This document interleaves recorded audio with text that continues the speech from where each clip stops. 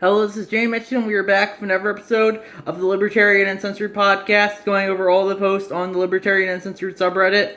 Let's get right into it. So first we have Karen's for Kamala, inside the white woman Zoom call for Harris from Reason.com by Chad Muffin, and they added, "We only have 100 days to save the world. When we combine our Karen-ness, we can do anything. Who wants to make sure to spread the message?" And I think they're kind of being sarcastic there, and I said, the left has become a parody of itself.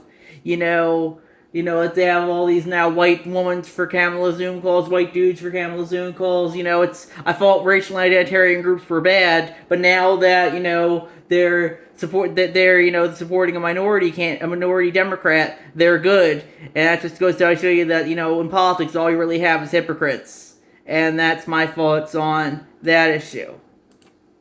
Then we have U.S. border agents must get warrant for cell phone searches, federal court rules from TechCrunch.com by Farr and Chimney, and I said, that's good. I personally think all government searches should require a warrant, because that's what the Fourth Amendment said, but they've been finding ways to get around that for years with stuff like the Patriot Act, and that's my thoughts on that issue.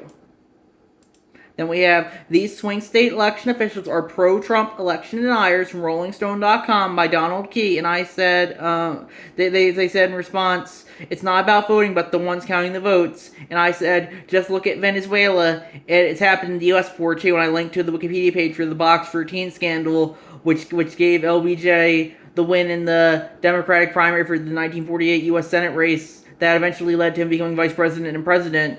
Because, he said, I found a box full of votes that were all for me, and people just kind of accepted it.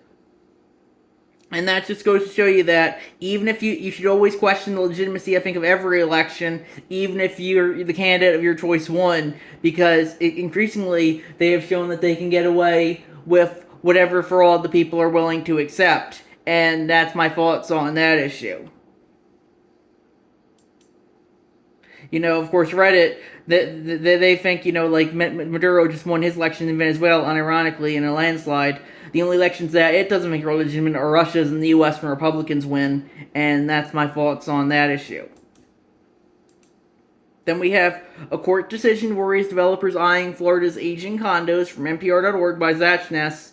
And yeah, I remember that one condo in, I think, Surfside, Florida, just collapsed a few years ago, and that's definitely kind of scary, when it comes to worrying about building structure stability. I like Lemon Limelight's comment here. Many older condos in Florida, including Biscayne 21, required approval from 100% of the building's unit owners for termination. By lowering that to 80%, a Florida's appeal court ruled that developer violated the voting rights of the unit owners and that the lower condo termination was illegal.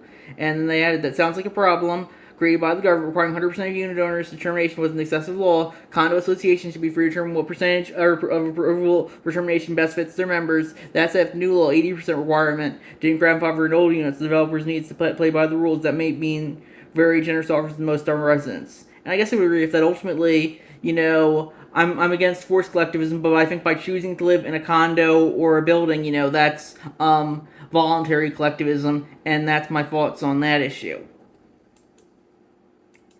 Then we have Based at Real Spike Coin from Rothmus on Twitter, and I posted that.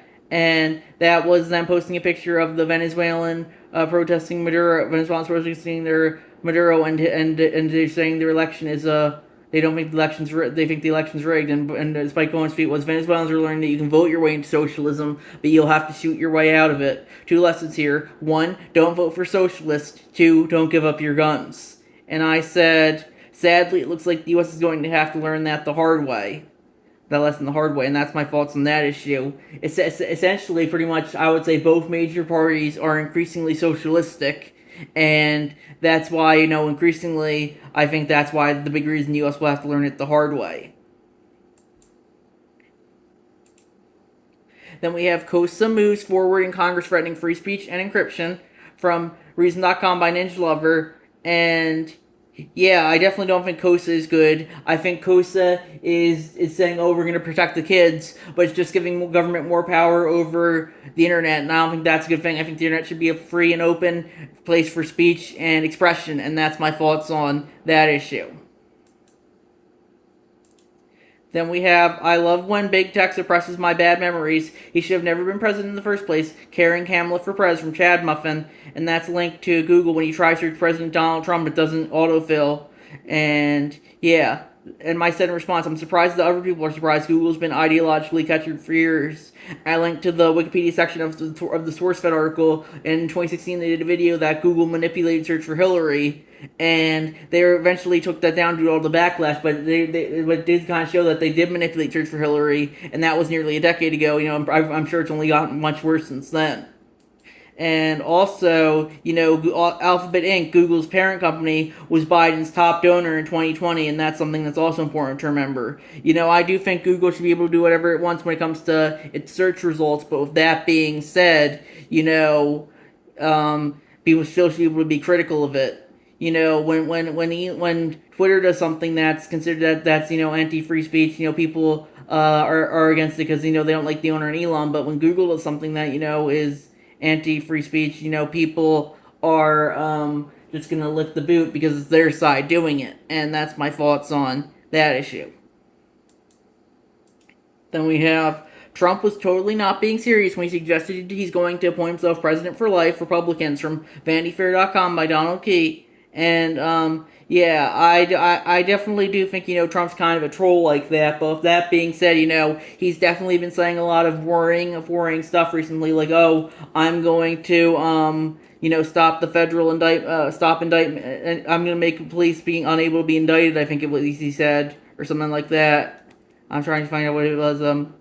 Yeah, he said like, oh, I don't think we should be able to indict police, and yeah, the police just kind of, the security state just kind of fouled him with the Butler rally and how he almost got assassinated, but yeah, he wants to give them more power. That just goes to show you he's kind of a fundamentally unserious person, I think.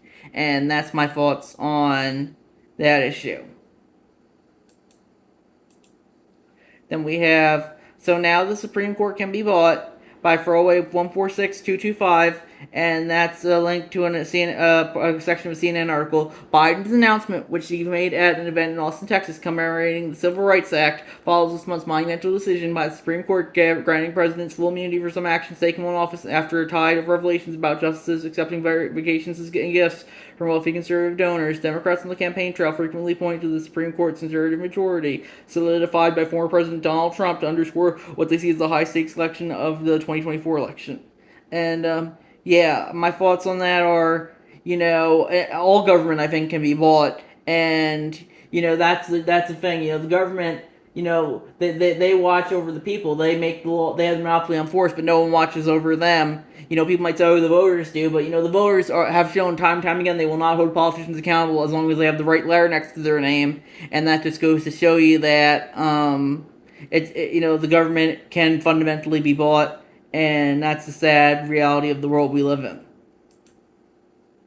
Then we have White Dudes for Harris, X account suspended after raising $4 million for Kamala Harris from the Rap.com by Better Through Chemistry, a cross post from the technology subreddit.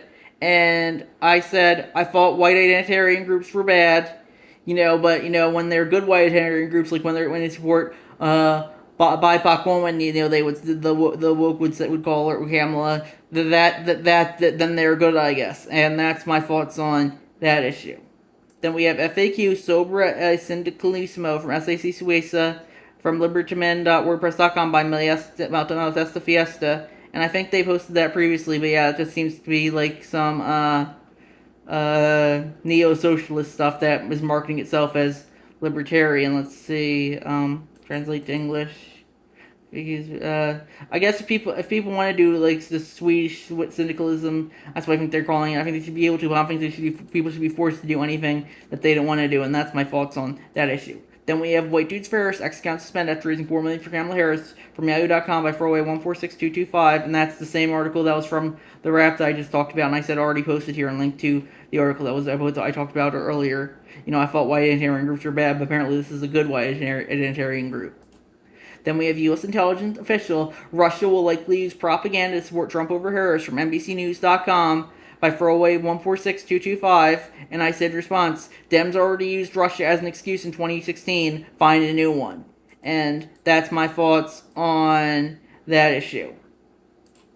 Then we have Venezuela, brutal capitalism or brutal socialism from Lemon Limelight.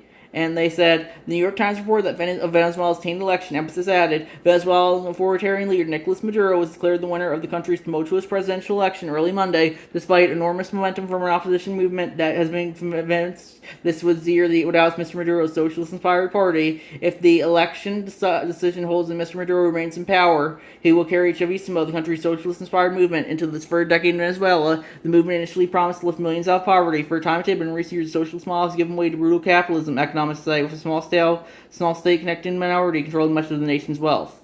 And then they added, social-inspired brutal capitalism, marginal revolution takes a closer look, as it's added. And they said the term socialist-inspired party is peculiar. The party in question is the United Socialist Party of Venezuela. Its founding principles state the party is constituted as a socialist party and affirms that socialist society is the only alternative to overcome the capitalist system. So I would go with Mr. Maduro's socialist party, no matter that's not the big blunder. Venezuela is now governed by brutal capitalism under Maduro's United Socialist Party. The NY Times has lost such a reality. From the link we find that when they mean is that some price and wage controls were lifted, including allowing dollars to be used because the bolivar was made worthless by inflation and remittances from the United States were legalized. Lifting some controls does not make Venezuela a capitalist country. Moreover, lifting controls led to improvements. Of course, the improvements were not equally shared. If you want to call unequal improvements brutal capitalism, I don't think that's useful, because if you do, to be sure to note that under Maduro's administration, more than 25 people in judicial killings, 7 million Venezuelans were forced to leave the country. That's brutal socialism. Lastly, it's clear that the Chavismo regime never lifted millions out of poverty. At least poverty fell during the good years at the rate one would have expected from looking at similar countries. It's the later rise in poverty, which is unprecedented, as the New York Times previously acknowledged. Which term do you think better describes Venezuela's situation in brutal capitalism and brutal socialism? I would say brutal socialism easily, because whenever socialism fails, they always say, oh, that's not real socialism, and that's my fault on that issue. Venezuelans are forced to eat zoo animals to survive, but the socialists will never take credit for it, because they only take credit for the Nordic countries, and that's my thoughts on that issue. They only take credit when it's successful, when socialism can be marketed as successful. Then we have photo of J.D. Vance wearing Soviet t-shirt goes viral from Newsweek, and I posted that, and I said, the color of the Communist Party is red, the color of the Republican Party is red. Coincidence? I think not. And yeah, that's my thoughts on that issue. Increasingly, both parties are increasingly socialistic, and yeah, a lot of people would say, oh, he's just clearly wearing a costume, but it just goes to show you that if the Republican candidate was caught wearing a hammer and sickle back in the 50s, that even if it was a decade ago, people would be going crazy, but now no one really cares, because they say, oh, it's just a costume. That's to show you that the United States as a country is increasingly going to more socialistic, and even the supposedly anti-socialist Republican Party is as well. And that's my thoughts on that issue. And I think we're going to wrap it up there. I'll see you guys in the next episode. Bye.